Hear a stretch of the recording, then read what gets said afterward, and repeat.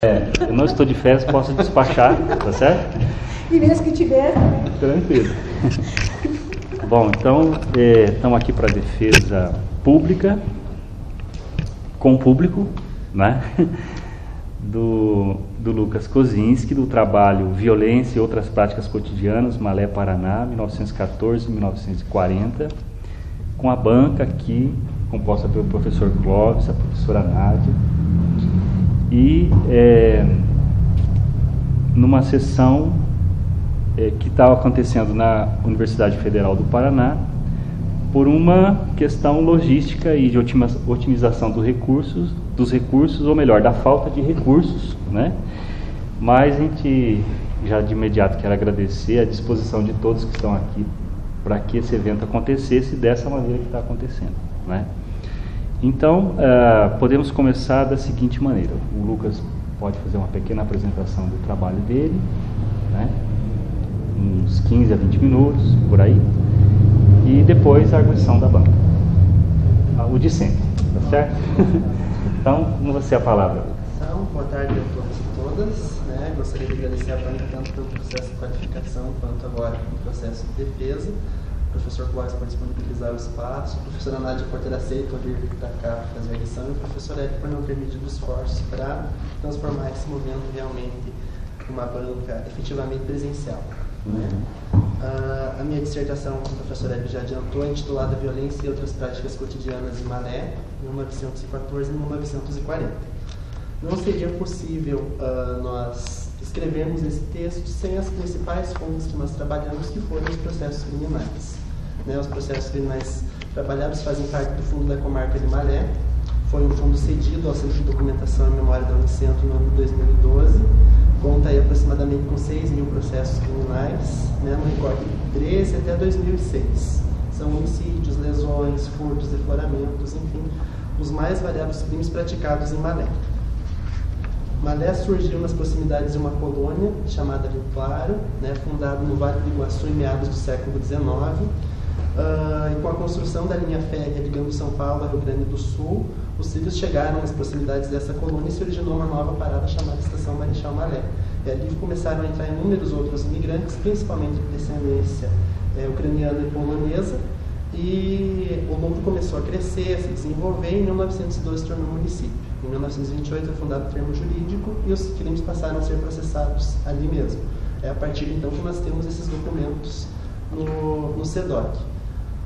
Uma investigação inicial realizada pelo professor Hélio e pelo professor Walker nessas fontes, publicadas inclusive na revista Tempo, ela demonstra que existiam momentos em que os crimes eles foram praticados com mais e com menos frequência. Existiam períodos, diríamos assim.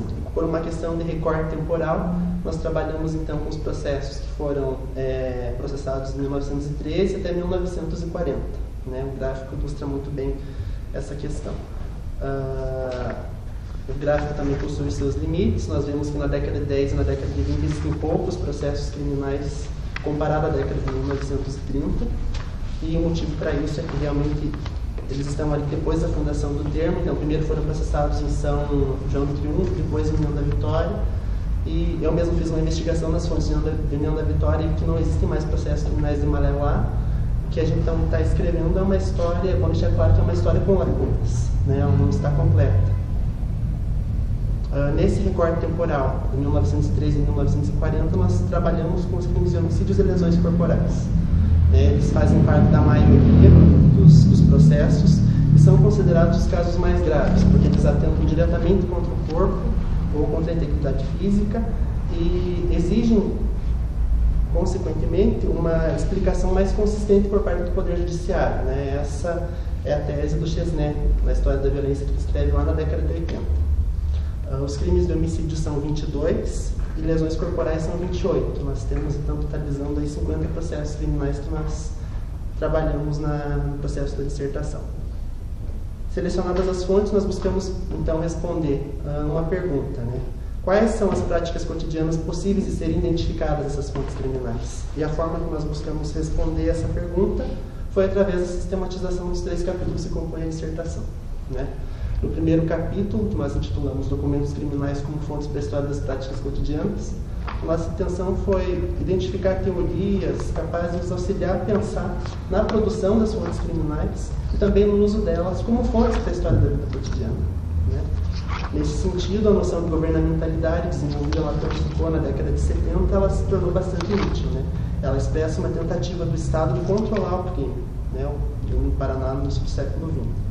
Mas, embora ela tenha sido produzida com essa intenção, quando nós selecionamos esses documentos para escrita da história, o que a gente faz é aquilo que o Sertor denomina de transformação dos elementos autorais em cultura, né? Nós damos significado aos documentos e nós produzimos como fontes para escrita da história. E aí vem a nossa iniciativa de pensar as práticas cotidianas.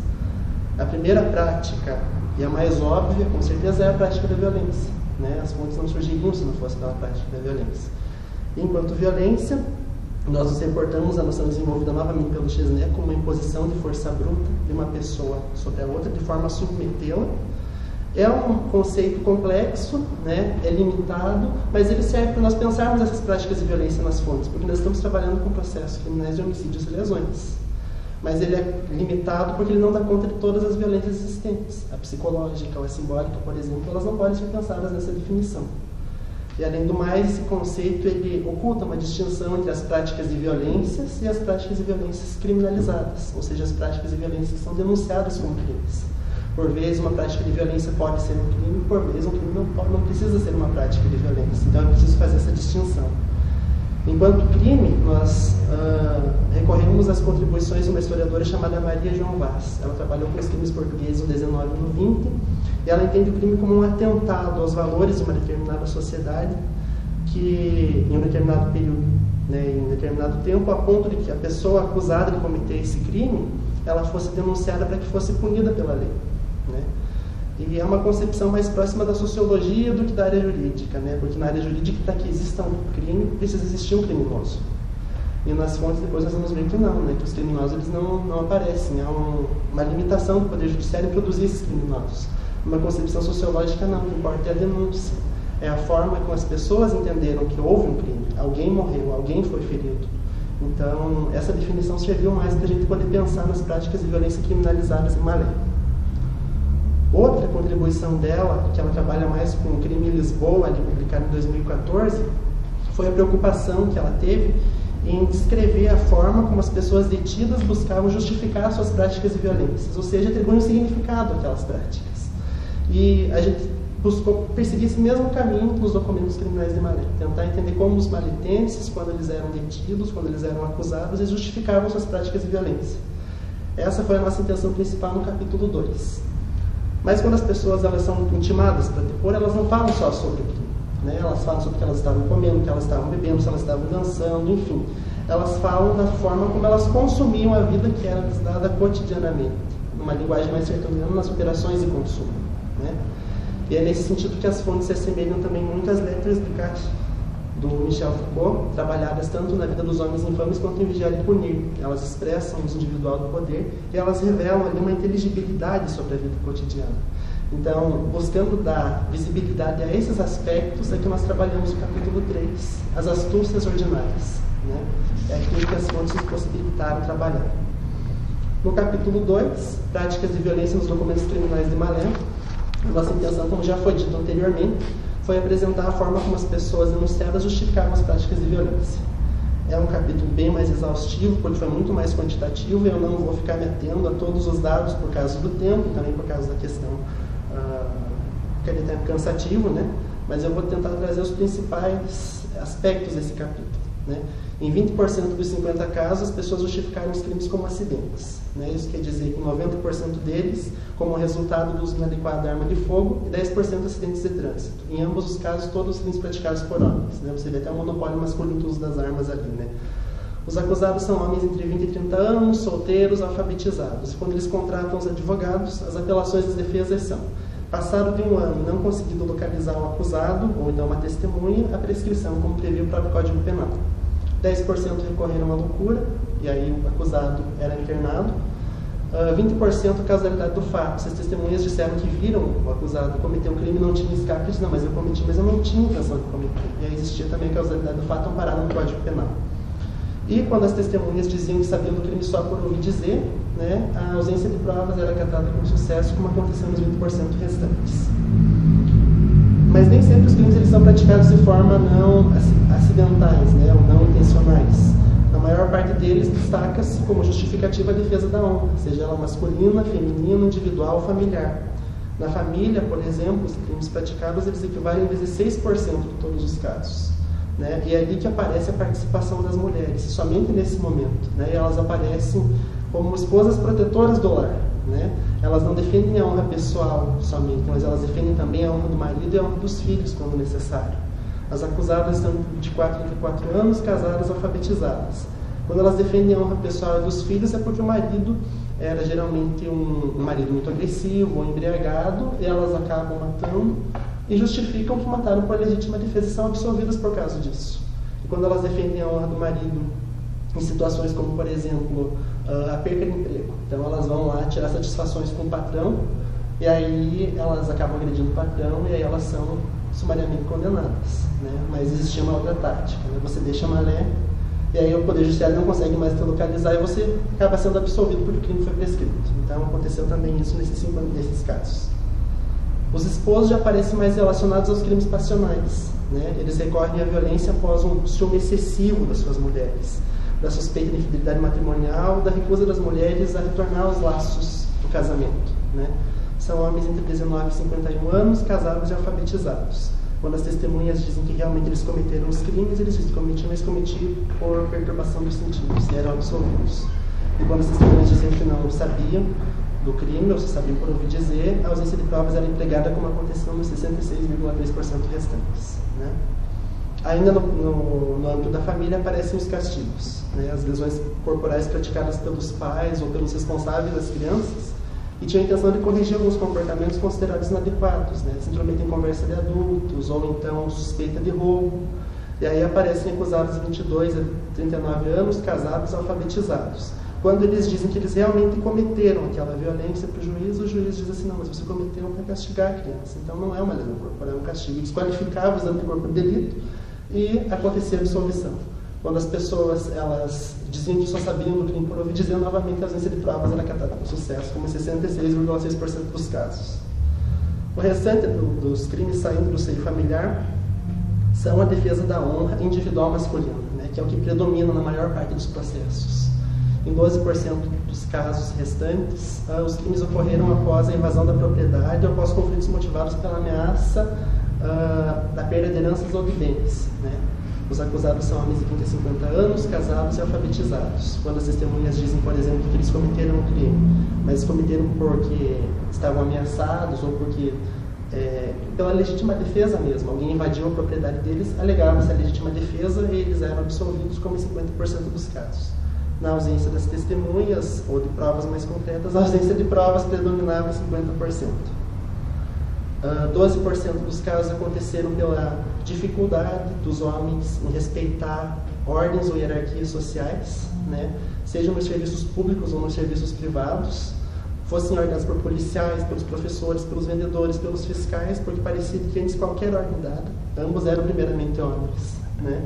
E aí surgiam os conflitos. Acusados de 21 e 30 anos, casados e alfabetizados. Ou eles alegavam a legítima defesa, ou a perturbação dos sentidos, ou a ausência de provas das condições, como aconteceu com os outros casos. Né? Outro motivo que ocasionava a justificativa dos crimes, né, era a questão das dívidas. Né? A cobrança de dívidas não pagas era um motivo de conflitos, né, e gerava até mortes. Em todos os casos era evidente esse medo do prejuízo. Aparecem homens aí entre 19 e 40 anos, jovens e velhos, né, casados e alfabetizados. As prescrições aconteciam quando não se conseguia localizar o acusado.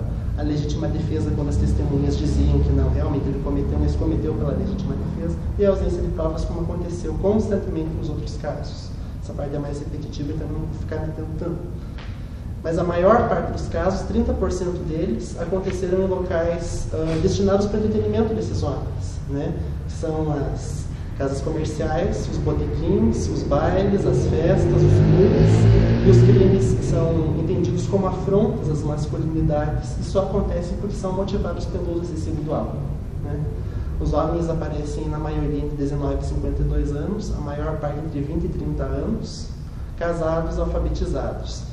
Em 6,6% do caso ocorreu a prescrição. Quando as testemunhas disseram não, eles cometeram realmente o crime, eles apelavam para a perturbação dos sentidos. Eu cometi, mas eu estava embriagado, não estava com os meus sentidos plenos, então eles eram absolvidos.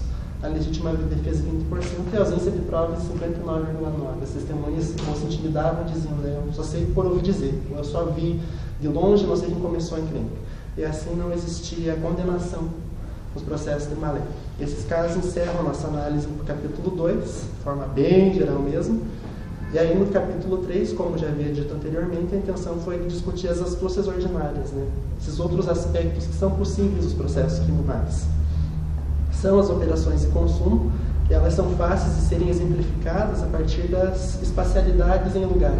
Os conceitos de estratégia, tática, espaço e lugares do Michel Sertores nos serviam como guia para pensar esses processos. Nós vemos ali então a apropriação das ruas, apropriações táticas, espaciais, tanto por parte dos homens quanto por parte das mulheres.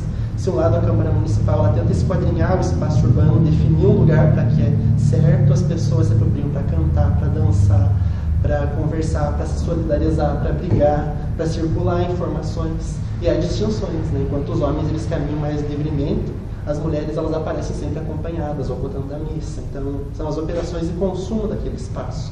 Assim como acontece também nas casas comerciais. Elas são lugares destinados para as relações econômicas, para as relações de trocas, mas não só para isso. As pessoas aparecem para comprar, para beber, para jogar, para cantar, para discutir, ou seja, é um espaço sendo apropriado das mais variadas formas. As festas familiares seguem a mesma lógica, os casamentos, os batizados, ou as festas públicas também. Embora eles tinham como intenção promover a celebração da vida, muitas vezes as rixas, os acertos de contas ocasionavam a morte. Ainda foi possível discorrer sobre as relações de vizinhança, essas relações que expressam o uso individual do poder judiciário, ou seja, como essas pessoas se apropriavam daquele exercício de poder para tentar exercer o poder sobre a vida de outras pessoas. De repente elas eram intimadas para depor sobre um crime, e elas não conheciam, não sabiam discorrer nada sobre o crime, mas elas diziam, não conheço nada sobre o crime, mas eu sei que o vizinho não presta. Era aquela tentativa de você difamar, de você fazer uma vingancinha simbólica, porque elas sabiam que elas estavam na frente de um poder, no exercício de um poder, e que elas podiam usar isso das melhores formas ou piores possíveis. Foi possível discorrer também das rotas de fuga, embora se constitua aquela ideia de que no mato está o perigo, que está a bagunça, que está os animais perigosos. Quando a violência ela acontecia no âmbito privado, era para o mato que as pessoas corriam. Isso aparece também nos processos criminais. E ainda foi possível discorrer sobre os saberes populares das pessoas que habitaram Malé no comecinho do século XX. Às vezes, para remediar uma situação de violência, se recorria a um paninho com álcool, um paninho com cachaça, a questão da arnica, um copinho com água, demonstra essa inteligibilidade da vida cotidiana. Já partindo para as considerações finais, então respondendo a pergunta inicial de quais seriam as práticas cotidianas possíveis nessas contas, as práticas são as práticas de violência, criminalizadas ou não, e também essas operações de consumo que nós buscamos dar visibilidade. Refletindo um pouco mais sobre essas práticas de violência criminalizadas, a gente vê essa maciça absolvição, e é possível levantar algumas hipóteses em relação a elas. É uma das perguntas que ficam quando você está encerrando. E uma delas foi levantada mesmo pelo professor Clóvis, na banca de qualificação, que elas poderiam ser tidas como resultado das relações públicas e privadas, das relações de vizinhança. Para que a gente pudesse sustentar melhor essa hipótese, nós precisaríamos de mais fontes sobre a história da cidade. Ou então uma análise muito mais minuciosa nos processos. 2 anos ainda é pouco, mas é uma intenção. E nós levantamos uma outra que seria resultado de um código penal favorável às pessoas denunciadas. Ora, de qualquer forma se encontrava uma brecha que garantia a absolvição.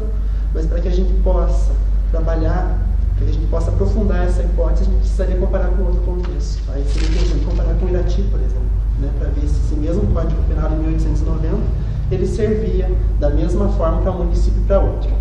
De qualquer forma, o que a gente percebe é uma sensibilidade em relação a essas práticas de violência por parte do próprio Poder Judiciário. As demais operações de consumo associadas a essas práticas de violência que atribuíam sentido a esse cotidiano maletense do início do século XX. Acho que é isso aí mesmo. Cronometrado. Obrigado, Lucas. Professor Clóvis, podia começar? Ok, então. Pode ser, nada. Ótimo. Vou tirar um pouquinho isso aqui. Então, eu queria agradecer inicialmente ao Hélio e ao Lucas pelo convite para voltar a participar da banca agora de defesa. Parabenizá-lo, Lucas, pelo término do trabalho. Foi muito bom relê-lo agora, né, com a versão já concluída, já acabada, perceber o quanto o teu trabalho avançou e amadureceu nesses 6 meses, mais ou menos, né, que nos separam aí da tua qualificação.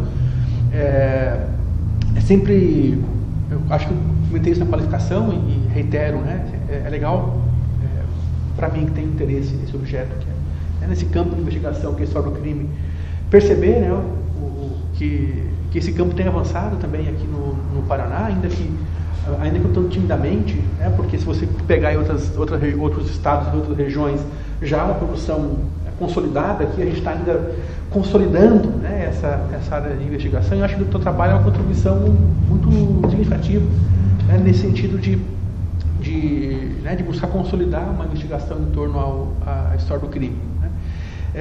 E assim, eu vou tentar, a minha arguição, vou tentar ser breve, porque acho que uma boa parte das questões que a gente levantou na qualificação você respondeu, mas eu vou tentar apontar algumas questões, assim, né? Algumas questões que ainda me parecem um tanto quanto frágeis em relação à qualificação, e quando eu digo frágeis, assim, eu levo em conta, obviamente, o que você acabou de dizer, 2 anos para um mestrado, é pouco tempo, né? Os 2 anos eles voam, né? E aí quando você vê, já foi, né? Em especial os últimos 6 meses, né? Que a gente sabe que você tem que, além de revisar, além de dar conta de questões que a banca colocou, né? Concluir texto, revisar, enfim. Então, assim, o frágeis, nesse sentido, quando eu vou apontar algumas questões que ainda me parecem frágeis, é muito mais no sentido de reforçar a importância de você futuramente, né, retomar essas questões, aprofundá-las e tal, né? Algumas considerações gerais sobre o trabalho, que incluem algumas sugestões, vou tomar a liberdade de sugerir alguns caminhos que parecem que o teu trabalho já contém, né, e algumas questões, alguns caminhos, algumas possibilidades que a leitura da tua dissertação me provocou, e pensando um pouco assim, e aí também tomo a liberdade, né, de sugerir para você algumas questões, pensando que acho que o trabalho tem que continuar. Eu gosto de ir para a banca de mestrado, para bancas de modo geral, monografia, mestrado, enfim, pensando que o trabalho que eu avalio é um trabalho que obviamente encerra um percurso, mas também se abre para outros percursos possíveis, né? Então não sei quais são os seus planos de futuro, mas apostando e esperando que você pretenda continuar a pesquisar nesse campo num doutorado, vou tomar a liberdade de sugerir alguns caminhos que me pareceram interessantes e que você pode explorar futuramente, tá? Sobre questões mais formais, Lucas, teu texto é um texto bem escrito, é legal de ler você tem um texto muito claro, muito correto gramaticalmente, né? É o tipo de coisa que a gente não deveria dizer, mas diz porque às vezes a gente pega uns trabalhos e você pensa, meu Deus, né? Não é o teu caso, o texto é muito bem escrito, muito claro, assim, né? Você escreve bem e escreve corretamente, assim, o que é um mérito já a se elogiar. Obviamente, há questões pontuais para uma revisão final e mais fina adiante, mas eu queria te pedir que você, aí cara, assim, coisa de gente obsessiva, né? Na formatação final, que você tem que deixar as tabelas numa mesma página. Porque para mim que tem um pouco de toque, cara, ficar olhando as tabelas, vira a página, não, eu vou pedir para ele deixar uma formatação final, as tabelas numa página só, porque tem tabelas, até marquei quais tabelas em quais páginas, que depois eu te passo. Algumas tabelas começam numa página, terminam em outra, aí numa página tem só o título da tabela, o resto da tabela na outra página. Para quem tem toque, isso é um dilema, né? Mas nem só para quem tem toque. Para ler a tabela é melhor colocar disposta numa página só, tá? Então, assim, a parte formal é isso. Se você puder na versão final deixar isso formatado diferentemente, ajuda bastante na leitura, tá? Algumas questões que avançaram em relação à qualificação e que eu quero ressaltar, assim, 3 em especial. Acho que o texto avançou, no geral, avançou bastante. Amadureceu bastante, assim, você incorporou uma boa parte até onde a minha memória alcança, né? tanto no QNAD, né, e eu sugeri você procurar incorporar uma boa parte das sugestões, incluindo leituras, né, que foram sugeridas.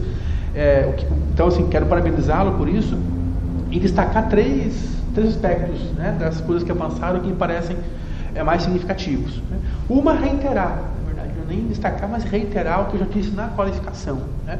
Você resolveu de um jeito que eu achei muito criativo, muito interessante, o famoso contexto. Né. Assim, é muito comum a coisa do contexto histórico, que é aquele capítulo de 20, 30, 50 páginas, né? Começa lá atrás, né? No começo é uma bola de fogo, e aí a coisa vem, né? E tal. Você resolveu isso muito bem, assim, né? Fez um prólogo muito bacana em que você apresentou, em linhas gerais, né? O teu objeto, o tempo, o espaço, né? O recorte temporal, confirmações factuais sobre Malé. É Malé ou Malé? Malé. Sobre Malé, né? E aí, assim, tipo, olha, leitor, para o que me interessa que você conheça para o meu trabalho é isso. Né? Assim, então, achei muito bacana que você resolveu isso. Disse isso na qualificação, reitero que foi uma solução, não sei se a palavra é criativa, mas me pareceu muito criativa e, ao mesmo tempo, um pouco faz parte disso. Né? Não é aquela coisa cansativa que os contextos às vezes têm. Né? Aqueles textos muito longos, confirmações que são relevantes, mas nem tanto, a menos não para o trabalho. Né? Então, eu achei muito legal. Assim, curto e objetivo e, no tempo, trouxe informações que são necessárias para compreender o teu percurso depois. Tá? A versão final, como eu já coloquei há pouquinho, responde uma boa parte de questões colocadas na qualificação, né? E eu destaco uma, particularmente, que é essa distinção que você resolveu, me parece assim, bastante bem, entre crime e violência, que foi uma questão que eu coloquei, acho que nada também na qualificação. Havia uma certa indistinção entre a violência como prática cotidiana, por assim dizer, e o crime, tal como previsto no Código Penal. Né? Acho que você resolveu isso bastante bem, inclusive trabalhando essa distinção na própria estrutura da dissertação. Né? Uma análise dos crimes, uma análise dessas violências, desses delitos, dessas violências mais cotidianas, por assim dizer, em capítulos separados. Ao mesmo tempo, também pareceu uma solução bacana, você mostra que essa distinção não é tão rígida. Né? As noções, elas passeiam, né? Inclusive trazendo evidências, né, de testemunhos e decisões de juízes que favorecem aqui e acolá, que relativizam, que minimizam, particularmente a questão do castigo, né, sobre as crianças, que é um troço que hoje em dia, né, você pensa que horror que era, né? Ser criança naquela época, né? Porque não é o tapa de chinelo que alguns de nós levamos na infância, né? Uma prática sistemática de uma violência doméstica contra a infância, que era relativizada, quando não mesmo desqualificada, porque era um corretivo. Né? Então você também conseguiu mostrar que essa distinção que eu havia pedido que você fizesse lá atrás, ela não pode ser tomada rigidamente, né? Porque muitas vezes a distinção ela é produzida no modo como o juiz, por exemplo, né, lê o fato que poderia ser um delito e não é, porque o juiz considera como uma prática corretiva, para ficar nesse exemplo. Né? Então, achei uma solução muito... Corrigir a mulher também. Né? Corrigir, além da questão da violência doméstica contra a mulher, né? Assim, que é um troço que também aparece muito no teu texto, né? A defesa da honra, eu vou voltar a isso um pouco depois. Tá? E uma terceira questão que avançou e eu queria chamar a atenção para isso, porque eu achei que ficou muito bom na versão final, é a forma como você dá essa atenção, que na qualificação também pareceu um pouco problemática, né? Você está mais atento aqui à forma como as relações entre o público e o privado se misturam, o que não é uma condição exclusiva de cidades menores, mas me parece mais presente em lugares menores, como é o caso de Malé, né? Onde as relações de vizinhança são muito mais próximas, são muito mais estreitas, onde talvez por amizade, talvez por temer represália, né? A testemunha silencia, diz que não sabe, ou como você mencionou agora na tua fala, né? Faz algo diferente de relativizar e silenciar, que é usar o testemunho para se vingar do vizinho. O crime eu não vi, mas eu sei que ele não é boa pessoa. Tá? Se resolve bem isso, achei que ficou legal, como você explora essa porosidade, né, entre as esferas pública e privada. Ao mesmo tempo, e eu gostei muito disso, assim, né, como você consegue usar as fontes policiais para descortinar aspectos da vida cotidiana, né, que aparecem nessas fontes. Tem um texto do Bretas, que vai estar lá com vocês agora no final do mês, que é um artigo chamado As Empadas do Confeiteiro Imaginário, onde ele defende bem esse ponto de vista, assim, sabe? Como a fonte policial, a história do crime, permite que você perceba, às vezes, relações cotidianas que não são criminosas necessariamente, mas que surgem no depoimento, na investigação, né? Porque a polícia, ao investigar um crime, mesmo que essa investigação leve a lugar nenhum, ela acaba fazendo aparecer fatos cotidianos que escapam a outras fontes, né? Modos de escolhas, condutas, modos de vida, enfim, né? Que a investigação policial acaba fazendo aparecer, mesmo que o crime em si não exista, né? Então, e você faz isso de um modo muito bacana, assim, né? Dedicando inclusive um capítulo inteiro, o terceiro, a mostrar um pouco, por meio dessas fontes, essas práticas que não são criminosas, mas que são parte do cotidiano, até certo ponto, atravessado pela violência. Então, assim, eu gostei muito do trabalho, acho que foi um trabalho muito bacana, uma contribuição muito significativa à geografia do crime no Paraná, né? Quero reiterar isso também, mas, e aí o famoso mas, né? Há algumas questões nele que eu acho que ainda podem avançar um pouco, tá? Uma delas, eu acho que ainda está um pouco frágil, Lucas, o teu diálogo com a historiografia paranaense. Você pode dizer, em tua defesa, e tem razão em relação a isso, que a historiografia paranaense relativa às práticas criminosas ainda é muito incipiente, o que é verdade. Dá para contar nas duas mãos os trabalhos que tem como temática a questão do crime mesmo. Desde a Maria Inês Zeboni, que é um trabalho meio seminal, né, passando aí nos anos 90, pelo Ivan, o trabalho do Benatti, né, mais recentemente o meu próprio, são poucos os trabalhos. Né? Aí alguns trabalhos, como é o caso da Cat, por exemplo, que você cita aqui, que toca em temas criminais, embora se inscrevam mais em relações de gênero, né? Num diálogo muito bacana que ela faz entre fonte criminal e o debate sobre gênero.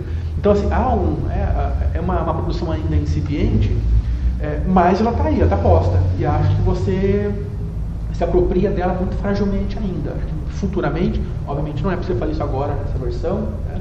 Longe disso, mas acho que em trabalhos futuros você precisa mapear essa produção e usá-la de forma mais consistente, dialogar melhor com ela, estabelecer, né, uma relação mais próxima com essa produção.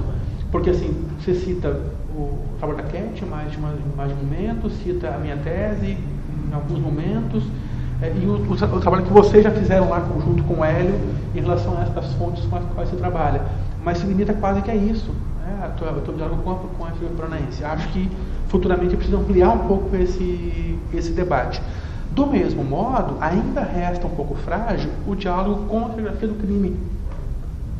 Você faz um bom uso da historiadora portuguesa, que acabou de ser o nome, eu esqueci, que foi um achado seu pós-qualificação, não aparecia, né, na qualificação, mas e usa o prefácio não, o texto que escrevemos eu, Bretas Producer, e fica quase que nisso.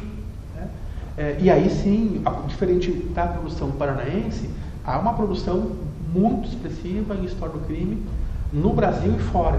Né? Pensando quando digo fora, tanto a produção nos países vizinhos, que é até muito mais numerosa do que a nossa, na Argentina, no Chile, no Uruguai e tal, quanto a produção europeia.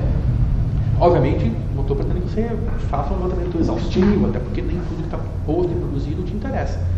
Mas acho que caberia aí também futuramente, pensando aí numa pesquisa futura de doutorado, por exemplo, você mapear essa produção brasileira e pelo menos a produção dos países vizinhos, que tem uma contribuição muito bacana a dar no que tange, por exemplo, a pensar a diferença entre os usos do crime e da lei em capitais e no interior, né? Em alguns países, como é o caso da Argentina, como é o caso do Uruguai, do Chile, que é o que eu conheço um pouco melhor, essa produção é uma produção já consolidada e bastante amadurecida. Isso que você procura fazer na sua dissertação, que é mostrar, né, como é que o aparato jurídico penal ele é ressignificado, por assim dizer, né, em regiões mais interioranas, em espaços mais tradicionais, entre aspas, né, ela já é feita há algum tempo, né, para mostrar, por exemplo, que ser criminoso em Buenos Aires não é igual a ser criminoso uma província do interior, ou mesmo para Santiago, no Chile, ou Montevideo, no Uruguai, e assim por diante. No Brasil, essa produção me parece um pouco mais amadurecida em alguns estados do sudeste para cima, Rio para cima, né? Onde também é uma produção bastante numerosa, em especial no Nordeste, a mostrar como o aparato legal, jurídico e penal alcança distintamente, né, as capitais e o interior. Né? Então, acho que futuramente é preciso mapear essa produção de forma mais consistente mesmo, se apropriar mais, dialogar mais com ela, enfim, e até perceber as diferenças entre o modo como esse aparato, né, ele é instituído numa cidade do interior do sul, em relação, por exemplo, às cidades interioranas do sertão nordestino. Né? Porque uma coisa é você dizer, mas há uma diferença entre a capital e o interior, mas essa diferença entre capital e interior também é regional. Ser interior no Paraná é igual a ser interior, sei lá, no Pernambuco? Suponho que não. E até onde eu conheço a produção, né, dos colegas do Nordeste, não é uma coisa, né, são contextos diferentes e tal. Então, acho que vale a pena até para você ter uma noção das diferenças, dos distintos modos pelos quais esse aparato jurídico penal foi avançando, né, foi se modernizando, os problemas que foram enfrentados, as contradições que surgiram a partir, né, dessa tentativa de modernizar o aparato jurídico penal, enfim. Então, assim, eu acho que são os dois pontos frágeis que eu percebi em relação à qualificação, né, que ficou, me parece aí, faltando e que você pode avançar futuramente. E assim, pode avançar futuramente mesmo, sabe? Nenhuma das duas questões precisa resolver aqui, sabe? Acho que o trabalho está pronto, né? Acho que aí são coisas para você pensar futuramente. E aí, Lucas, tem mais 2 ou 3 questões mais gerais, vamos dizer assim, incluindo as sugestões de pesquisa que eu pensei aí de propor algumas coisas que me surgiram lendo o teu trabalho. Eu gostei muito do modo como você incorporou o Foucault. Por outro lado, tem sempre por outro lado, né? Aquela coisa chata. Mas né, eu acho que você precisaria também futuramente matizar melhor esse uso. Porque assim, o Foucault é genial, eu gosto muito dele, assim, e acho que uma boa parte dos meus insights bons e ruins eu devo a ele, os bons mais que os ruins.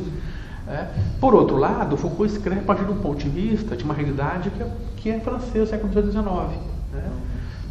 Acho que futuramente, Lucas, é o caso de você tentar, a partir de Foucault, pensar o outro contexto que não é o contexto jurídico francês do século XIX. Né? E acho que isso você não fez na dissertação ainda. Isso que é futuramente mesmo. Né? O que eu percebi no teu texto foi um uso, eu não sei se a palavra é automático, não quero parecer sacana com vocês, mas é um uso meio automático de Foucault. Né? Foucault disse então eu vou incorporar isso ao meu trabalho, sem esse esforço perceber que entre a Malé do início do século XX, que é a tua realidade, que é o teu contexto, e a realidade que Foucault estuda em Charles Fourier, né, que é a França do século XVIII e XIX, há diferenças gritantes. Né? Você pode aproximar a partir de alguns insights teóricos, você pode tentar, e acho que você faz isso bem, né? Que é incorporar alguns conceitos Foucaultianos à tua realidade. Por outro, acho que precisa avançar para mostrar também de que maneira essas realidades elas se separam, até como um desafio teórico, né? Até onde o Foucault me serve para pensar uma realidade tão distinta da realidade francesa do século XIX.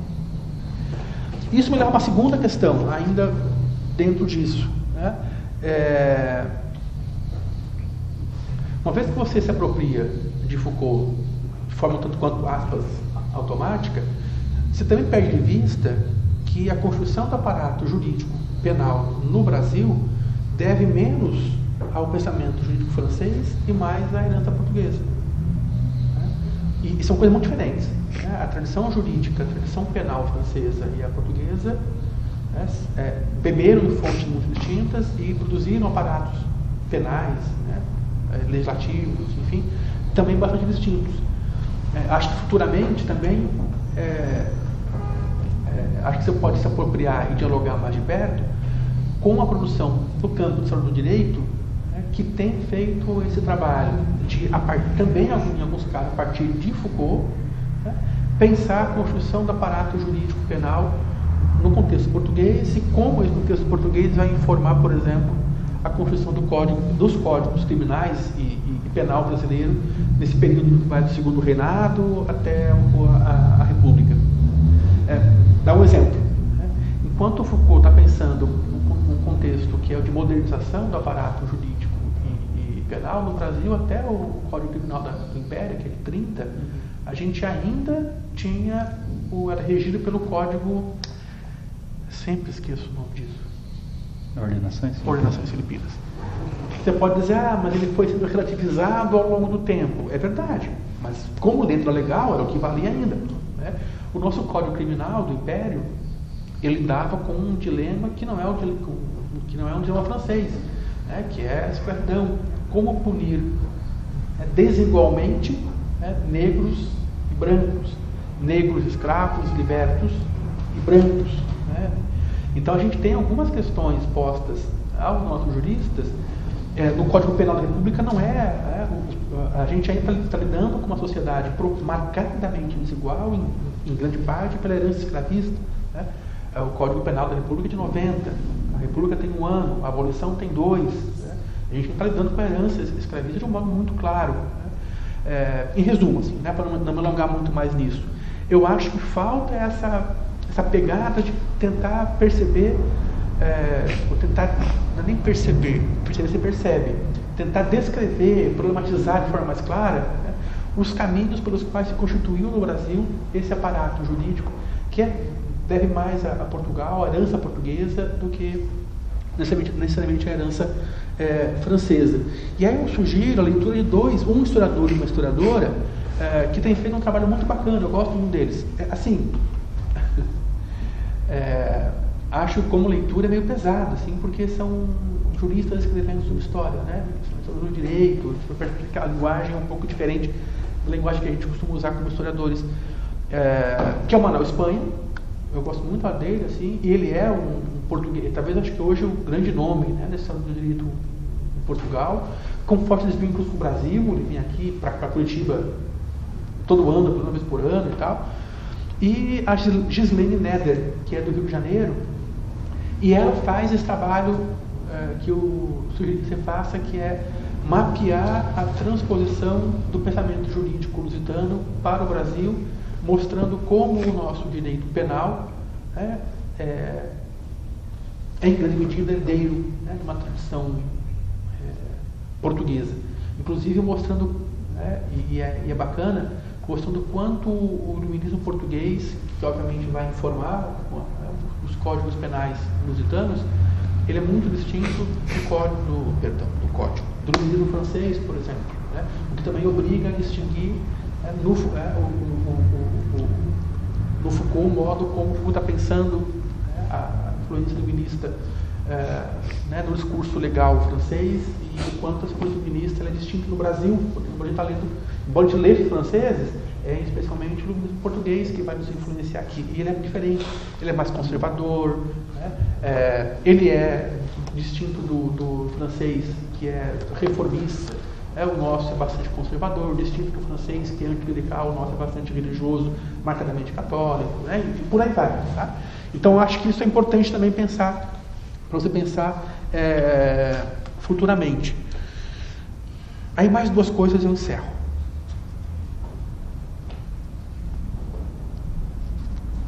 Eu acho, e aí é uma coisa que, assim, das minhas questões, Lucas, talvez seja a única que eu acho que vale a pena você, talvez, mexer um pouquinho nessa versão aqui antes de você entregar.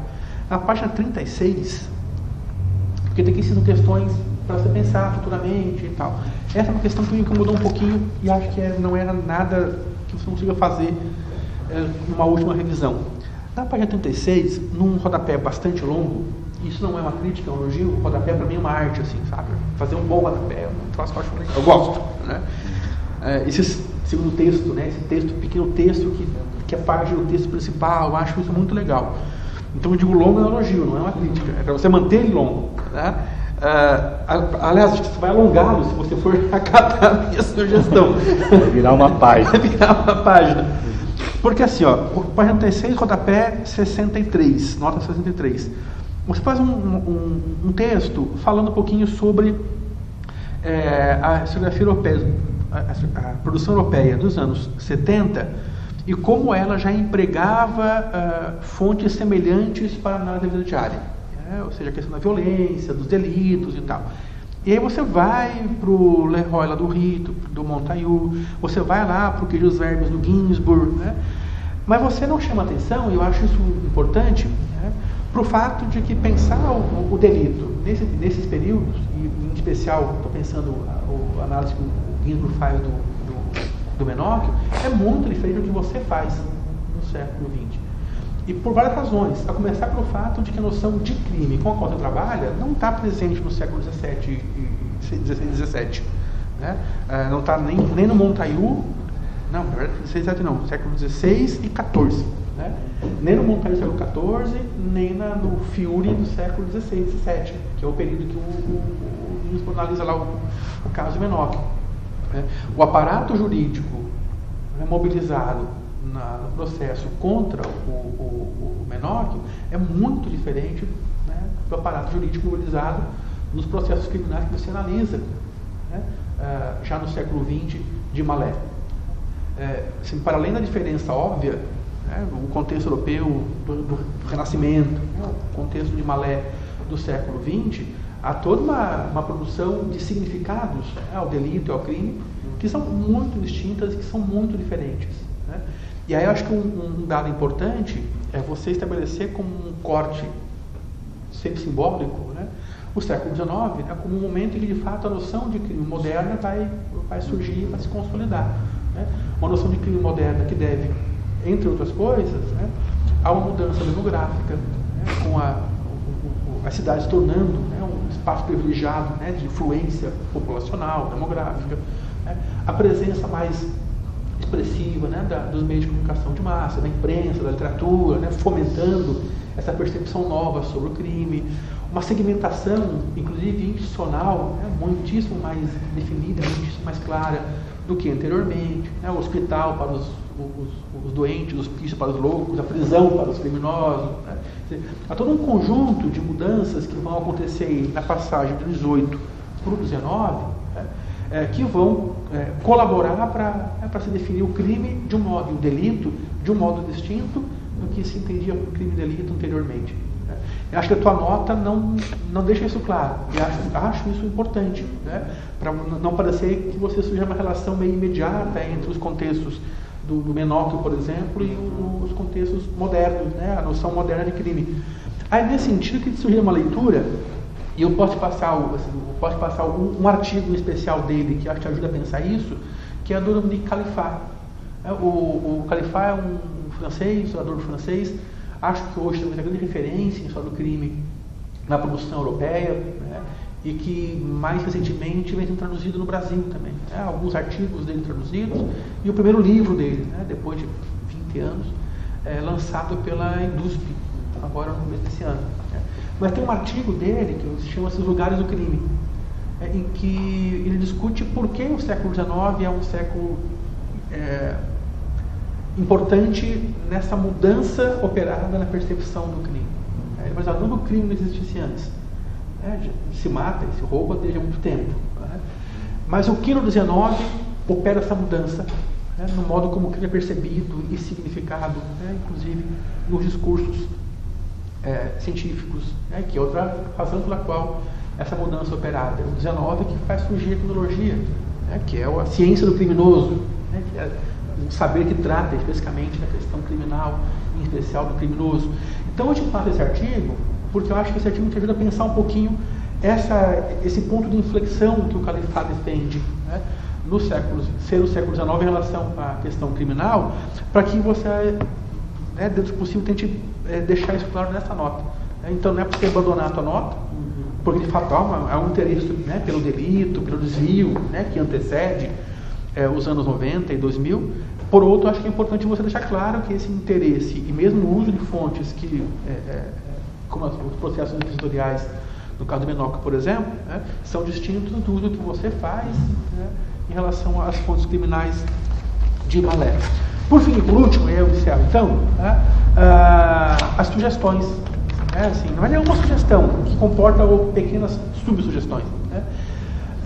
Eu não sei, como eu falei no começo, não sei quais são os teus planos de futuro, mas eu acho e espero assim, que você leve adiante a tua pesquisa, tenha doutorado, sabe? Enfim, até para ter mais tempo de fazer coisas que os 2 anos do mestrado nem sempre permitem que você faça. E acho que o teu trabalho, isso é um indicativo de um bom trabalho. Né? Um bom trabalho suscita questões, né? Levanta possibilidades, é inconcluso, né? Caminhos possíveis e tal. Um dos caminhos possíveis que mais me chamou a atenção é a presença da questão da masculinidade. Assim, porque mesmo as mulheres que defendem a sua honra e a dos seus filhos, elas defendem a sua honra e dos seus filhos contra a violência masculina. Ou defendem a família porque o marido perdeu o emprego. Ou defendem a honra da família porque o marido foi sacaneado pelo patrão. Ou porque, sabe, quer dizer, me parece estar sempre em jogo essa presença quase não, ostensiva, né, de uma masculinidade que é forjada em grande medida na violência. Há alguns trabalhos que têm mostrado, né, me ocorre da Maria Isilda, né, que mostra essa relação entre, por exemplo, na frequência do bafom, né, do bar, do álcool e tal, como um elemento definidor de uma certa masculinidade. Você avança a mostrar que mais do que a bebida, mais do que a diversão, mais do que o puteiro, né, é a violência. Falei puteiro, não devia ter falado. Está gravando. É a violência, né, inclusive a violência criminal, né, que define também a masculinidade. Né. Me chamou a atenção, assim, além das muitas passagens de violência mesmo, né, contra a mulher, contra o filho e tal, um dos tópicos em que você fala que essa necessidade de se afirmar macho, né, passava inclusive pela afronta da autoridade, por não reconhecer a autoridade policial. Né, ou seja, ser homem está acima, né, do poder instituído do Estado. Eu digo um não ao policial porque antes de ser policial eu ser um delinquente, nós dois somos homens. Né? Eu acho que tem aí, cara, um espaço de investigação muitíssimo interessante. Não sei se a Nádia concorda comigo, né? Mas eu tenho a impressão que está, assim, se os trabalhos de gênero feminino já são hoje um campo amplamente consolidado, né? A questão do masculino é ainda um campo em construção, né? Porque mais recente, porque tem menos gente pensando isso e tal. E acho que tem aí um caminho interessante para, ao mesmo tempo, permanecer na história do crime, né? E eu acho que o trabalho tem toda uma contribuição a dar, já dá, e acho que pode vir a dar uma contribuição maior ainda, articulando essa questão da violência do crime e as práticas criminosas. A questão da masculinidade. Porque, assim, já há um conjunto de trabalhos, o meu inclusive, que defende o ponto de vista de que a questão criminosa é um elemento contraditório, mas ainda assim fundamental, de construção da modernidade. Né? Ser moderno, grosso modo. Né? Ser moderno passa por ter um lugar onde o crime existe. Né? O crime é um termômetro, né, da nossa modernidade. Um lugar muito pacato, um lugar atrasado. Um lugar com crime, com polícia, né? É um lugar moderno porque é cosmopolita, muitíssimo grosso modo. Né? Acho que você mostra isso em Malé de um modo a acrescentar a esse dado, né, a questão do masculino. Né? O que é bacana porque também aponta uma outra possibilidade que complementa essa, né, e que eu já comentava lá na qualificação, né, de que maneira esse aparato jurídico e policial que se pretende mais moderno, de que modo esse monopólio da violência pelo Estado, ele encontra resistência em espaços mais tradicionais, como é o caso de Malé. E aí uma das chaves pode ser a questão da masculinidade, né, da honra. Né? E aí, assim, eu encerro sugerindo a leitura de um texto chamado Em Defesa da Honra, da Sue Caulfield, que é uma senadora norte-americana, inglesa, norte-americana, uma brasilianista, né, que tem um trabalho muito bacana sobre essa relação entre honra e modernidade, né, na tese que ela defendeu e que está publicada, acho que pela Unicamp, se não me engano. É uma leitura bacana que acho que pode te inspirar um pouquinho aí se você pretender seguir esse caminho. Né? No mais, Lucas, de novo, parabéns. Quero agradecer mais uma vez a você, o Hélio, né, pelo convite. Gostei muito de ler e espero que você faça de fato da tua defesa um caminho de retomada e que você continue as suas pesquisas futuramente. Ok? É isso. Obrigado. Muito obrigado, Clóvis. E Lucas, se quiser fazer alguma consideração. Não, queria muito agradecer ao professor, se penso que ele melhorou nesse sentido, foi por causa também das sugestões do professor, né? Foi uma preocupação muito constante a nós e difícil essa distinção de violência e crime que nós não havíamos pensado no começo, passamos uma tarde inteira no mundo, queimando nossos neurônios, mas e a violência, qual ator aqui, isso e aquilo, mas foi uma saída possível. Né? Realmente, por a gente se ater tanto a esse fator, nós damos tanta atenção para essa questão da historiografia paranaense, mas eu acho que é necessário, até mesmo como constituir uma região, né? Definir um território ali e dizer, não, o Paraná já vem discutindo isso de uma forma diferente, então também se torna necessário. É uma contribuição que eu pretendo dar, possivelmente em outras pesquisas, sem sombra de dúvidas. Outra sugestão interessantíssima é essa da questão do direito, a questão portuguesa, uma questão que não havia pensado no texto mesmo. Estamos começando, né? Então ainda essas leituras sempre são bem-vindas, acrescentarei. Uma sugestão, talvez mais tarde, eu gostaria de perguntar até para o professor, se o professor tem alguma leitura ainda que me indique como esses historiadores brasileiros, já que o professor se aventurou pesquisando crime, pensam a noção de crime, né?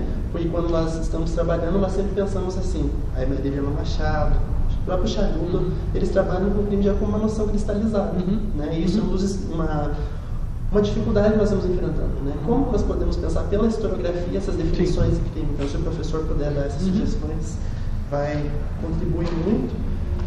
Gostei dessas sugestões de futuras pesquisas. Realmente a intenção é continuar, talvez tentar o processo de seleção até mesmo aqui na Federal do Paraná, né? Quem sabe qual é uma orientação. Claro. Olha o namoro aí. Eu só não fiz convite abertamente porque ia parecer meio oportunista na tua defesa, mas já que você levou no assunto. Seria um prazer mesmo. Cruzou no campo, né? Estamos selecionando outras fontes, ampliando para poder trazer novas contribuições e novas discussões. E realmente muito obrigado mesmo, professor. Foi muito bom ter professor na qualificação e agora com as contribuições da defesa. Prazer foi nosso. Muito bem. Satisfeito, então? Sim, tranquilo. Nádia? Primeiro eu gostaria de agradecer o convite do Lucas e do Hélio, novamente para o Clóvis. Me lembrou a época que eu lecionava História do Direito. Olha só. Realmente essas especificidades brasileiras, né, aí no século XIX e XX. Para mim é um prazer, assim, em especial porque a turma do Lucas, eu acho que até falei da qualificação, foi a primeira turma que eu comecei a lecionar na graduação. E lá, desde o terceiro ano, ele já se mostrava assim, esforçado, tendo argumentos, né? Então, isso, né, para mim, né, participar agora da banca de defesa, de mestrado, é um prazer porque realmente é um orgulho. Eu acho que o Hélio está mais orgulhoso ainda, né? Porque também foi orientador de iniciação científica, então faz algum tempo, né, que você está acompanhando, né? Então é uma alegria, né, além de uma defesa, né, hoje. E como eu posso dizer, eu vou dividir também a minha fala assim, em aspectos mais gerais e depois eu vou fazer um passeio, né, aí nos capítulos seus, né. A outra questão que eu quero reafirmar, realmente, comparando o texto da qualificação para essa versão que você entregou, realmente eu percebi que muitas questões que nós apontamos na qualificação foram incorporadas, né? No primeiro capítulo, antes você abria várias discussões sobre historiografia que poderia até criar uma armadilha, né? E você realmente assumiu, né, que qual ótica que você estava analisando os processos e, principalmente no segundo capítulo, a questão da masculinidade, né? Que você tocou aí, né? Que foi uma das sugestões que eu dei, que eu vi que você acatou. Então, assim, primeiramente, né, e não é a primeira dissertação que eu vejo, não sei, pode ser uma coisa meio antiga, mas eu não vi os agradecimentos. Mas é que eles vão ser elaborados depois. Não, mas eu digo assim. É verdade, Não, é porque até que nem a Camila, nossa, tem os agradecimentos, professor. Eu falei, tem, né? Porque parece uma coisa meio de modê, né? Mas. Eu acho legal, eu gosto. Essa coisa, cara, é porque você para e pensa. Tricotando com o autor, né? Puxa, quem que ele quer agradecer? Você para e pensa, nossa, como é que eu cheguei à versão final? Né? Então, por exemplo, tem uma nota lá que você fala de todo o trabalho do SEDOC, né, do professor Hélio, do Walter, da Márcia, mas isso poderia estar, né, então você vai escrever, né, vai estar no agradecimento, né, para dar visibilidade até a todo esse trabalho, né, que é feito. Nossa, ali tem pessoas que são mais, né, tem alguns que agradecem o papagaio, o cachorro, né, enfim. Mas, os criminosos. Os criminosos, né? Se não fosse essa pesquisa. Se não fosse essa população, né, que gostava de uma briga, de um crime, né? Enfim, né, eu acho que então na versão final seria interessante, né, realmente agradecer todas essas pessoas, até por exemplo os colegas, né, que participaram das discussões, né, o orientador, né, os professores, enfim, né? Eu já estou pedindo agradecimento. Outra questão que eu percebi, assim, que acho que em 2 momentos você ainda usa a palavra pesquisa. Né? Agora não é mais a pesquisa, é a tua dissertação, né? Então substituir quando aparece a palavra pesquisa.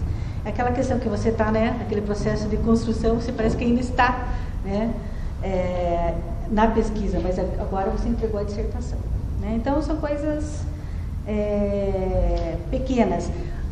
Outra coisa, aquela questão, né, da paginação, né? Porque às vezes tem a quebra de página e daí ficava o título da tabela, do gráfico numa parte e na outra, né? Não é só você que percebeu isso e ficou incomodado. Mas isso aí né, assim, logo que termina você olha, às vezes pula para um lado, pula para o outro e você não percebe, né? Gostei da divisão que você fez, né, da introdução e a trama, para apresentar o objeto e os capítulos, imprimiu uma certa personalidade, né, ao texto. Né? Foi possível ver malé pela narrativa do Lucas, numa escrita fluente e bela. Deu visibilidade ao município, né, que na verdade eu acho que foi uma vantagem, né, para o Lucas, porque geralmente é uma desvantagem. A gente pouco sabe sobre as histórias dos municípios. Por isso que ele não fez aquele contexto, né? Porque nós não temos muito, né? Nós estamos construindo a história, né, desses municípios, né? E ressalta aí justamente a contribuição do programa, né, de pós-graduação de História da Unicentro, né? Nesse sentido que está, né, construindo essa história, né? Porque você tem uma historiografia paranaense, mas muitas vezes é mais focada em alguns lugares, né? Sim. E também quero ressaltar que agora o SEDOC está recebendo mais processos, né? Então o pessoal do crime, né, tá vindo de Prudentópolis, Palmeira, Teixeira Soares, Paranaguá. Daqui a pouco vão ter que ir lá no SEDOC para pesquisar. Lá para vocês também? Tá tudo lá no Centro de Documentação. Legal. Fizemos uma parceria com o Museu da Justiça. Daí estamos levando para lá. Então, daqui a pouco, quem quer pesquisar crime vai ter que ir lá no SEDOC, lá na Unicentro, né? Então, agora eu passo para o passeio nos capítulos, né? No primeiro capítulo, os documentos criminais como fontes para a história nas práticas cotidianas, o seu texto passeia livremente na teoria, mostrando que o candidato domina os referenciais teóricos que se propõe a usar na análise de suas fontes. Nesse capítulo, se modificou consideravelmente a versão apresentada na qualificação, não abrindo mais flancos para as outras correntes interpretativas, assumindo e se posicionando uma perspectiva específica sobre os processos crime. Os conceitos teóricos articulam-se com as fontes, os processos crime e o problema proposto na dissertação. Mas o segundo capítulo, que eu gostei mais. Eu também. Não sei, é engraçado isso, né? Porque geralmente as dissertações são assim, né? O primeiro e o segundo capítulo são os preparatórios para o terceiro capítulo, né? Para chegar no terceiro. Né? Mas aqui no caso do Lucas foi o segundo, né? Foi no meio da dissertação que a gente percebe esse ápice, né? Então, no segundo capítulo, Práticas de Violência nos Documentos Criminais, de Malé, dos 3 foi o que eu mais gostei, né?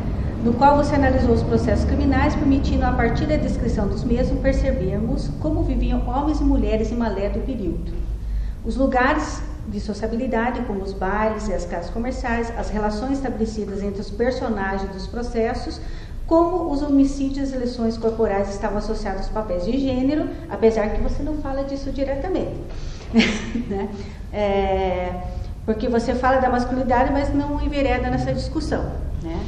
Que daí, como o Clóvis sugeriu, quem sabe mais tarde, né, realmente aprofundar. Eu acho que, por exemplo, aqui o Fernando, né, que já fez uma discussão sobre isso, a própria Cat, né, então que estão trabalhando essa questão da masculinidade aqui no Paraná.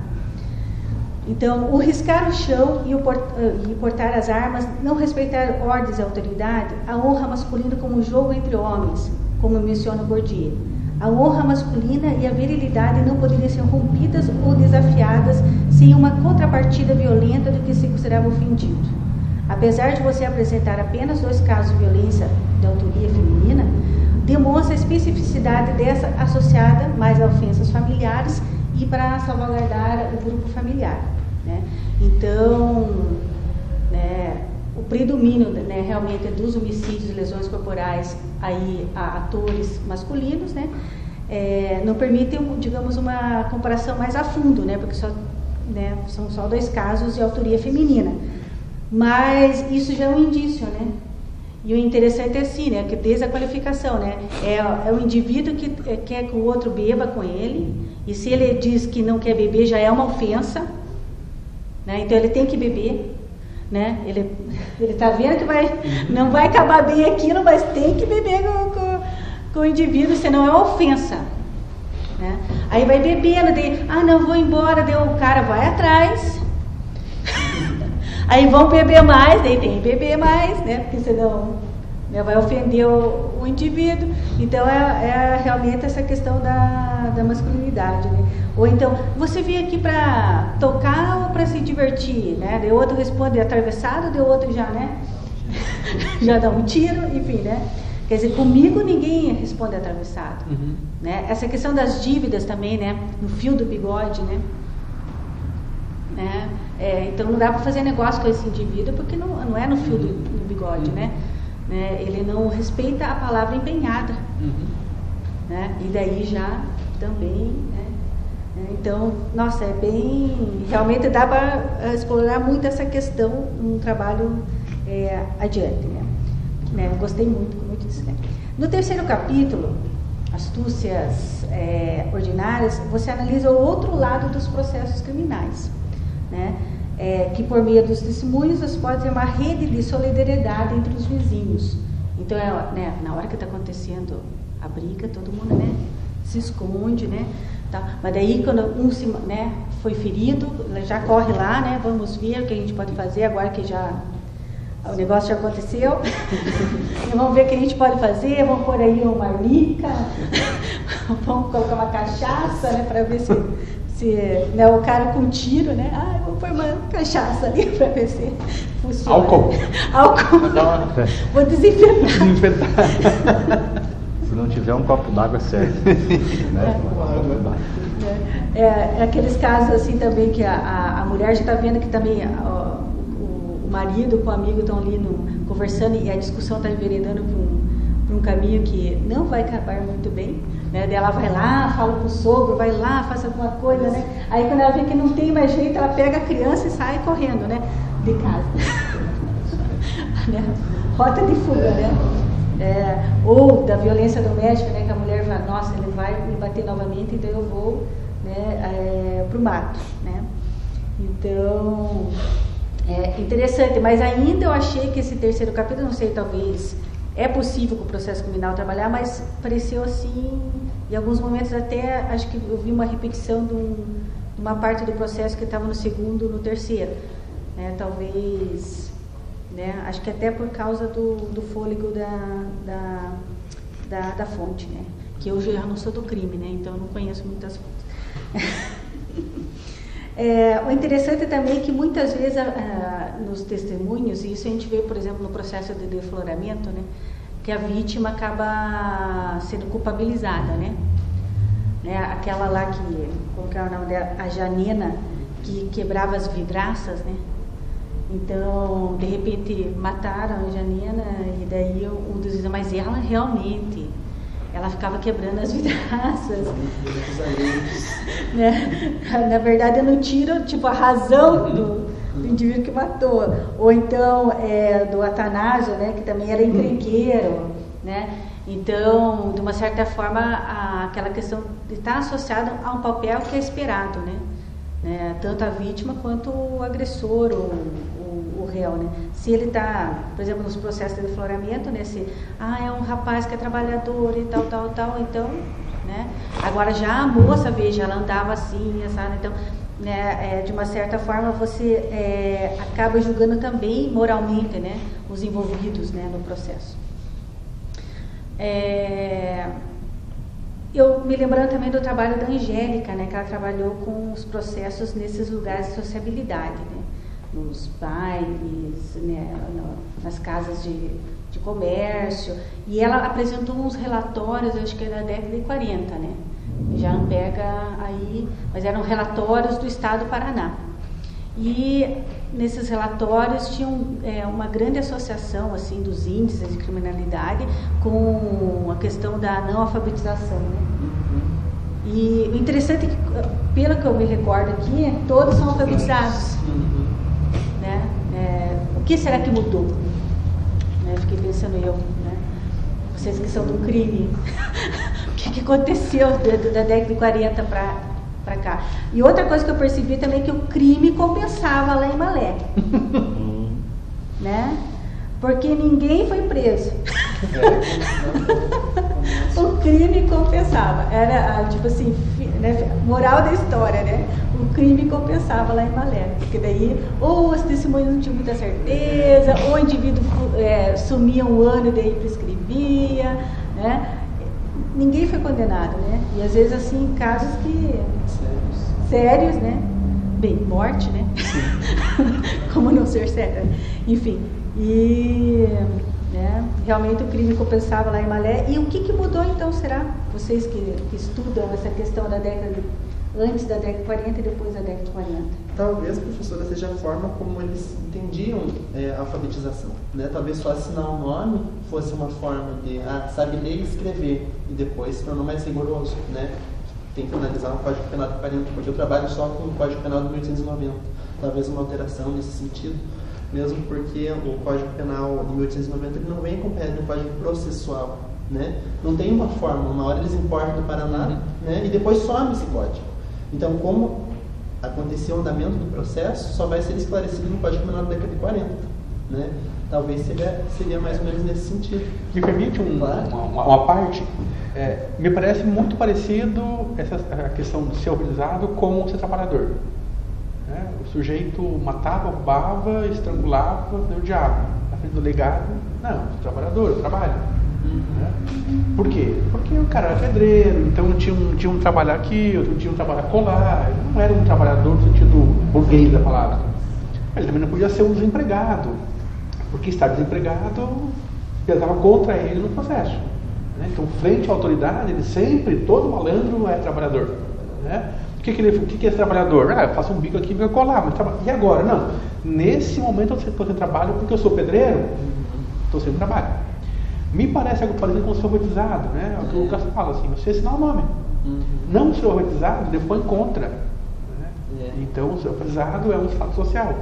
Como é que eu comprovo que sou alfabetizado? Você deve escrever o mínimo para assinar meu nome, por exemplo, no processo. Né? Então, me parece que é menos essa alfabetização formal de frequentar a escola e tal, e mais dominar os rudimentos básicos, né, da escrita, para assinar o nome, por exemplo. Fazer contas, né? Fazer conta, por exemplo, né, que também é uma forma de estabelecer frente à autoridade uma relação menos desigual. Né? Mal comparando, é ser trabalhador porque estar desempregado ou não ter trabalho depõe contra o malandro, depõe contra o delinquente. Então, todo delinquente trabalha. O que ele pode dizer é que nesse momento eu estou sem trabalho. Meu trabalho. É um pouco o jogo da astúcia mesmo, e pegando a brecha do capítulo final, é um jogo de astúcia. Foi a autoridade, eu tenho que ficar bem com ela. Como é que eu fico bem com ela? Trabalhando e sendo autorizado.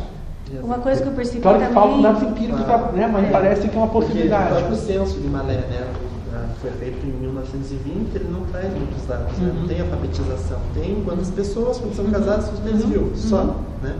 Mas suspeita-se nesse sentido, nessa hipótese. E tem o ideal do imigrante também. Né? Então, o imigrante trabalhador. Quer dizer, você reforça aquele estereótipo, né? Do imigrante trabalhador, religioso, alfabetizado. Né? Aí no caso de Malé, tinha em alguns processos lá da Angélica, tinha essa questão interétnica, né, também. Apareceu alguma coisa assim? Eu acho que isso é muito difícil de se trabalhar nas contas, né? Não, é um caminho, mas primeiro, porque muitos eles nem especificam o lugar que eles vêm, né? Lá por isso que era melhor trabalhar com conflitos eslavos, né? Porque eles se denominam, eu vim da Galícia, eu vim da Áustria, né? Porque o que dominava na época era o Império Austro-Húngaro, então eles não vêm com o lugar exato, né? O país de que eles tinham origem, aí você não tem outros documentos. Então, trabalhar com os conflitos interétnicos, né, é uma coisa mais possível ali no Rio de Janeiro, igual já vem sendo desenvolvido nos trabalhos em São Paulo, né, onde tem o negro e tem o branco, né, o ex-escravo, né, e o fazendeiro. Mas nesse sentido é muito complicado. Daí vem e fala assim, é austríaco, daí o outro, o acusado diz que é austríaco, a vítima diz que é austríaca também. Então eles podiam ter ido em lugares diferentes, né, mas isso ele acaba ocultando essa distinção. Tem um processo que a pessoa muda de nacionalidade 2 ou 3 vezes o processo. Ou é ucraniano, ou é polonês, depois vira ucraniano de novo. Isso que você não sabe se a pessoa se auto-identificou assim, sim. ou se foi a pessoa que... Pois é, é polonês. A pessoa era alfabetizada, mas precisava de um tradutor, de um intérprete para poder fazer ouvir o testemunho, né? Porque ela não falava português. Então fica difícil de saber chegar no... E tem mais uma parte, então. E tem uma coisa também assim, o quanto o olhar do nativo, que já está aqui, também homogeneiza o imigrante, né? Isso é de Joinville. Entra no alemão. E não é verdade, né? Tem gente que vem de tudo quanto é canto, né? Até porque quando começou a imigração na região de Joinville, Blumenau, a Alemanha nem existia como nação, existia como ideia, né? Entra no alemão. O olhar sobre o imigrante germânico, né, que também já é uma homogeneização meio forçada, tende a tornar todo mundo alemão. Porque no processo histórico que sobressaiu sobre a Áustria, sobre a Suíça, foi a Alemanha, se impôs uma identidade alemã, que em parte o imigrante aceitou por reconhecer que ser alemão lhe dava privilégio sobre ser suíço, ou ser austríaco, ou ser... E é bom desmistificar essa ideia, né, de que é polonês e ucraniano. Os processos não aparecem só polonês e ucranianos, né? Há uma tentativa de enquadramento da memória pensamento no município, né? Da criação de uma imagem polonesa de Malé. Mas os processos, você vê gente da Bahia, né, gente do Rio Grande do Sul, gente de Santa Catarina, você vê pessoas de Portugal, descendentes de portugueses, que estão ali nos processos, né? Então, como você vai medir a cultura? É algo muito complicado. Essa também é uma parte desse processo, é você se posicionar contra esse enquadramento de memória, uma etnia dominante. E a questão de, por exemplo, eles trabalham com essa história desses municípios e geralmente só tem, por exemplo, o memorialista que escreveu sobre o município, né? Então é um grande vazio demográfico, né? Não tinha indígenas, chegaram os poloneses ou ucranianos e... Porque às vezes o memorialista tende a reforçar essa memória oficial, né? Não tinha índio, não tinha negro, aí chega o imigrante ucraniano ou polonês, né? A tendência dos memorialistas é reforçar essa... Exatamente. E ainda tem esse controle das fontes, né? Que ainda estão nas mãos de algumas pessoas, que daí deixam que faça isso, não deixam que faça aquilo, né? Permitem que você pesquise, permitem que você não pesquise, daí você não tem uma imagem, né? Tem que recorrer a outras táticas.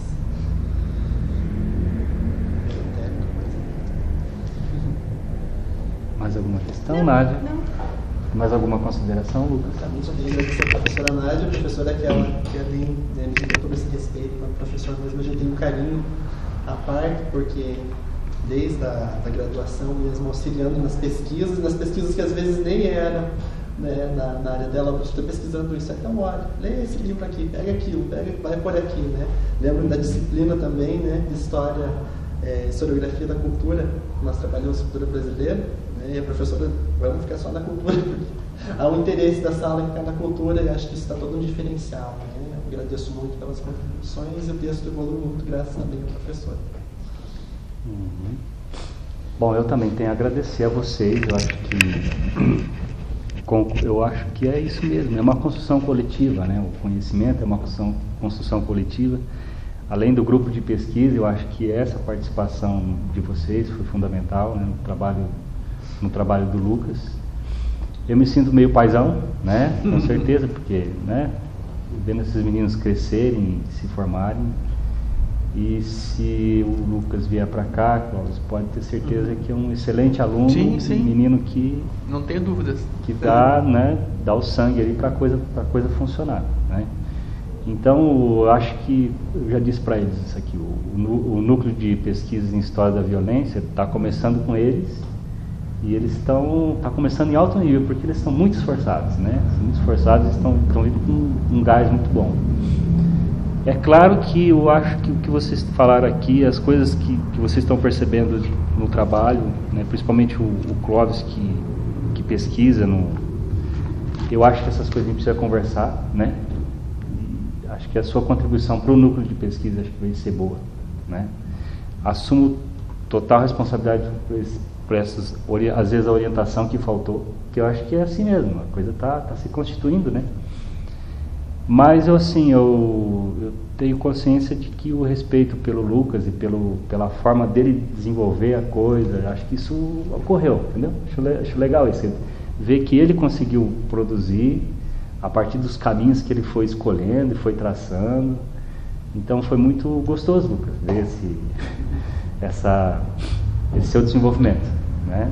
Então eu agradeço pra caramba, né, a oportunidade de estar aqui nesse momento e nesse papel, né, de juiz aqui nessa banca, né? Que não é nada disso, né? Bom, então é isso, gente. Vamos fazer o seguinte, vamos cumprir a formalidade, temos que fazer agora uma ata aqui. Vocês podiam dar licença pra gente um pouquinho? Lucas, eu vou te mandar depois, eu rabisquei, então eu vou passar limpo e não tudo bem, então, tá? Léo, você pode dar uma pausa no vídeo?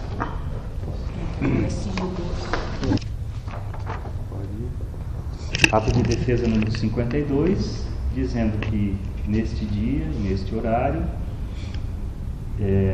o Lucas defendeu o trabalho Violência e Outras Práticas Cotidianas em Malé, 1914-1940, e a comissão examinadora, constituída pelo Dr. Clóvis Brunner, da Federal do Paraná, doutora Nádia Maria Guariza, da Unicentro, e por mim, orientador e presidente, nós chegamos à seguinte conclusão, que o Lucas foi aprovado, não é? Entretanto, tem mais algumas obrigações para cumprir, como, por exemplo, entregar a versão definitiva em 5 cópias e também no formato digital, e mais a submissão de um artigo para uma revista científica, né? Sem o atendimento a esses pré-requisitos, você não pode obter o título. Então, nada mais havendo a tratar, nós assinamos a presente ata. Parabéns.